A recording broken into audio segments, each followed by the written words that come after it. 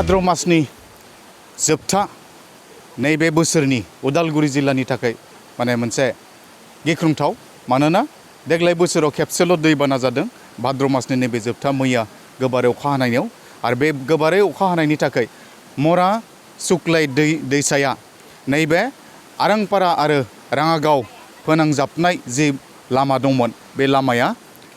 गिजिखाबाय जायनि जाहोनाव दायो आरांपारा आरो बै राङागाव थांलाय फैलाय खालामनायनि जि लामा दंमोन बियो जोबोद असुबिदा जानानै दङ मानोना थांनाय भाद्र मासनि माने जोबथा जि दैबाना बे दैबानाया फैनानै बेखौ गिजिखाबाय खुरखालांबाय जाहोनाव दिनै गिख्रंथाव महर लानानै दिनै गामिनि थांलाय फैलाया जोबोद असुबिदायाव गोग्लैनानै दङ आरो बे समाव गामिनिनो सानैसो सुबुंफोर दङ रायजोफोर दङ बिथांमोननिफ्राय नैबे समाव थोंजोङै मिथिनो नाजागोन नैबे जि माने मरा सुक्लाय दैसा दा बेयो नोंथांमोननि बे लामाखौ जिलांबाय दा बेनि थाखाय मा राहा लागोन जों माने जों थांलाय फैलाय खालामनो थाखाय बहुत असुबिदा जादों आरो जों दैलि खैराबारियाव थांनाय आरो बिथिं बिजनेस खालामनाय मानसिबो दङ गामियाव थांनाय फैलाय बहुत असुबिदायाव जाबाय थादों बेनिखायनो जों सरकारखौ बेखौनो बुंगोन जे जोंनि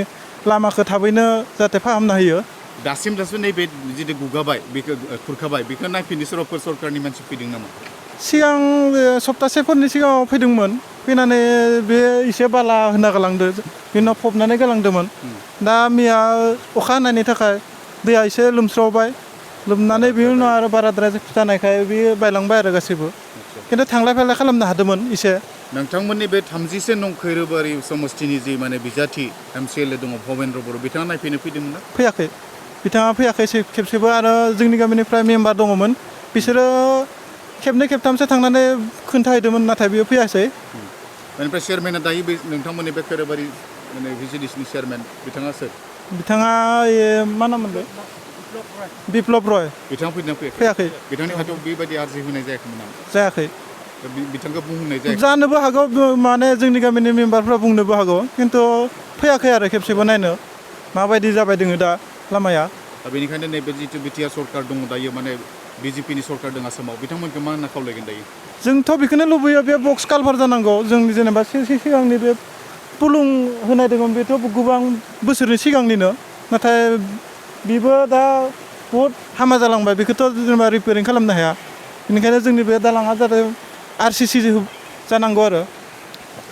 थारैनो बिथांमोना नैबे जितु माने थांलाय फैलाय खालामनाय बे लामायाव जितु मरा सुक्लाय दैसा दंमोन बेहाय जे माने फुलुं होदों बेहाय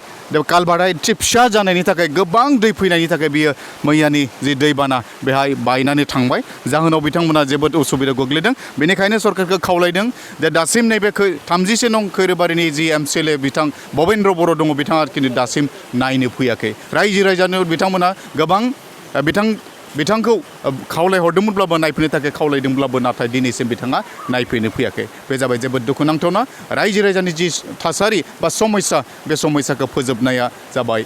सुबुंनि जि थान्दैफोर दङ बे सरकारनि थान्दैफोर दं बिथांमोना थाबैनो फैनानै नैबे लामायाव रायजो राजानि जि असुबिदा जाना दङ बे असुबिदाखौ फोजोबस्रांनो थाखाय रायजो बे गामिनि आरांपारा आरो राङागावनि जि थांलाय फैलाय खालामनाय रायजोफोर दङ बिथांमोना खावलायदों अब्लाबो जों फैबाय थानाय समफ्राव नुगोन बे लामा बायनायनि थाखाय सरकारा मा राहा लायो बे जाबाय नायथावना